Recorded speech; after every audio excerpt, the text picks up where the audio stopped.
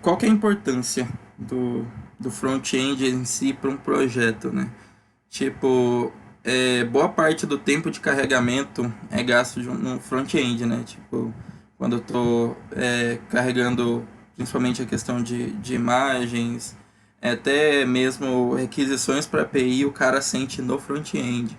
Então, tipo, o cara não tá ali vendo logs nem nada, então é importante a gente se atentar à performance que tá no front-end. A gente teve um exemplo negativo em alguns projetos aí que a gente foi otimizando, e isso impactou bastante pro lado do cliente. O cliente ficou satisfeito e os usuários ficaram satisfeitos, isso que importa. Cada vez mais as interfaces vêm ficando mais complexas e detalhadas, fazendo ainda a necessidade ainda mais necessário ter um especialista na área, né? Então, tipo, se vocês olharem para os sistemas antigos e comparar com os de hoje, um bom design faz muita diferença, né? E esse bom design às vezes tem uma animação ali que de repente é mais complexa, ou tem uma arquitetura ali que é um pouquinho mais complexa. Tem vários tipos de complexidade ali que exigem do front-end ele se especializar mais. Então, tipo, é importante se atentar a isso, que tipo, mesmo falando, HTML e CSS não é programação, HTML e CSS é fácil. Acreditem, tem muito detalhe que é bem complexo e às vezes é fácil, mas demorado, o que de certa forma aumenta a complexidade. O visual é a primeira coisa que o usuário vê, né? E então, tipo, normalmente é o que mais causa impacto no usuário.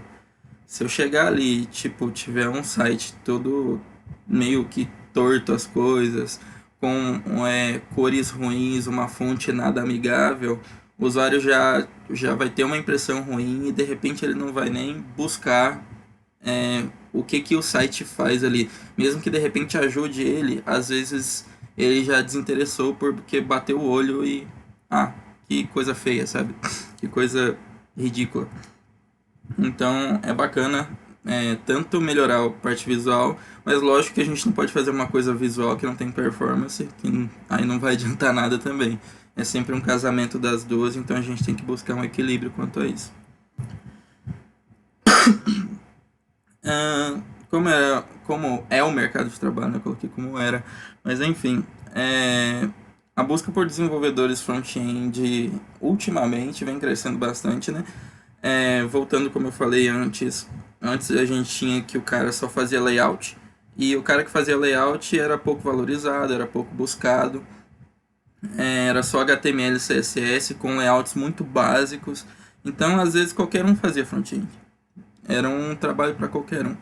Mas como as coisas vêm mudando, designs melhores para o site, designs responsivos principalmente tipo, se vocês olharem no gráficozinho que tem aqui ao lado, nos picozinhos, é quando começou a alavancar a era dos smartphones, né? Que tipo, você vê aqui até 2008, 2009, surgiu os smartphones, as coisas foram escalando, porque você começa a trabalhar com responsividade, começa a trabalhar com muita coisa pesada para um front-end. Então, meio que ele possibilitou salários melhores, mais concorrência de mercado, e o cara que se especializa profundamente, às vezes vale bem mais do que um cara profissional de banco de dados, back-end, que dirá data science, mas eu não arrisco falar tanto. Aí eu vou falar um pouquinho aqui sobre os níveis de conhecimento, tipo, o que você precisa para trabalhar com front-end e como você pode escalar isso. E como você pode olhar para você mesmo, ó, eu sei isso aqui, então eu tô no básico, eu quero elevar meu nível de programação front-end pro avançado, sabe? Lembrando que isso aqui não determina se é júnior, pleno ou sênior, nem nada. Isso aqui é o nível que você tem das tecnologias. E aqui também não engloba frameworks. Tipo, porque passivamente, se você domina essas tecnologias, você se encaixa depois, posteriormente, nos frameworks.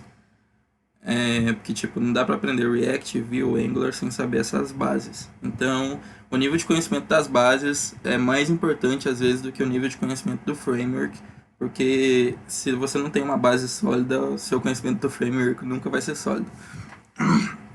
Então, o básico, HTML, CSS, JavaScript e pequenas noções de design, né? Você não vai fazer um arco-íris lá nos seus botões, no seu layoutzinho. E de fontes, né? Tipo, aquela coisa, o conhecimento mais básico é que normalmente não se usa fontes serifadas no layout. Não sei se já repararam nisso, que a gente sempre usa fontes não serifadas. Então, tipo, é uns conhecimentozinhos básicozinhos que ajudam a gente a se encaixar no... Ó, eu posso trabalhar com front-end que eu sei pelo menos o básico disso aqui. A parte já intermediária ela aumenta um pouquinho, você tem um pouco de cobrança maior na questão de semântica e acessibilidade, que entra um pouquinho ali começa a entrar um pouquinho no SEO ali, mas ainda bem básico. CSS, tipo, propriedades um pouco mais avançadas, um design responsivo, como é que funciona grid, que é tipo, o grid já é antigo no CSS, então tipo, espera-se que a pessoa entenda ali como é que funciona, como é que eu crio meio que linhas e colunas ali no meu site, que deixem ele bem alinhadinho ali e tal. E algumas pequenas noções de frameworks. Então, tipo, pequenas noções mesmo, sabe? Lembrando que Bootstrap também é um framework, então, tipo, ele pode se encaixar nesse ponto. JavaScript, entendimento da linguagem, noções de orientação a objeto. Ah, mas JavaScript não é orientado a objeto, mas ele pode atuar assim com orientação a objeto, principalmente com os ECMAScripts da vida aí. E o próprio TypeScript, que tipo, é muito, muito similar, um meio que veio do outro e tal. A partir daí também entra a questão do versionamento, noções de performance, porque tipo, se meu site está demorando 1 minuto para carregar, eu tenho que saber que alguma coisa está errada. E as noções básicas de SEO, que já começou ali na parte do HTML, ali, de acessibilidade e etc, outros pontos também. E o cara master, o cara que domina mesmo todas essas linguagens e tipo já sabe conceitos mais avançados de arquitetura, Atomic Design, Organic, BEM. Além do BEM tem outros tipos de arquitetura aqui que eu posso passar para vocês posteriormente se quiserem. Total domínio do JavaScript, design patterns, e etc. Já Node.js, provavelmente já atuando com frameworks, né? Tipo que não só no Vanilla. Ter sólida experiência, isso é uma coisa que impacta bastante, uma sólida experiência com o MinStack. O MinStack é um conjuntinho de tecnologias de JavaScript, com HTML e CSS também, né? Mas tipo, principalmente baseado no Angular até, tipo, é você meio que ter uma stack de JavaScript sólida ali, que vai desde o front-end até o back-end, e banco de dados. Banco de dados normalmente envolvendo o Mongo e tal. Tipo, o cara que é o cara do front-end, meio que ele pra gente esse seria um full stack, mas ele em muitos lugares ele é visto como o front-end, só que ele domina todas essas tecnologias JavaScript.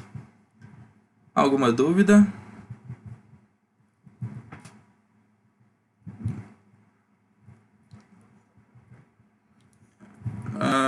Não reparem não que eu coloquei o coisa até trocado aqui. Coloquei o Master na frente do avançado. Ô, Jonas, tá andando bem. Mas enfim, entender sobre pré-processadores, JavaScript, entender fortemente a arquitetura, testes, Node.js, basicamente saber o básico dele. Grunt, Gulp, que é saber como automatizar os processos, bons conhecimentos de performance e noção de UX e UI. Eu inverti aqui o avançado com o Master, mas Acredito eu que deu para entender que, tipo, aos pouquinhos a gente pode ir escalando ali no front-end. E apesar disso não representar que você é júnior, pleno ou sênior, isso te ajuda sim a alavancar sua carreira como júnior para pleno, para sênior e afins. Então, tipo, e tendo essas noções sólidas dessas bases, vocês conseguem também ter noções ter bases mais sólidas na questão dos frameworks.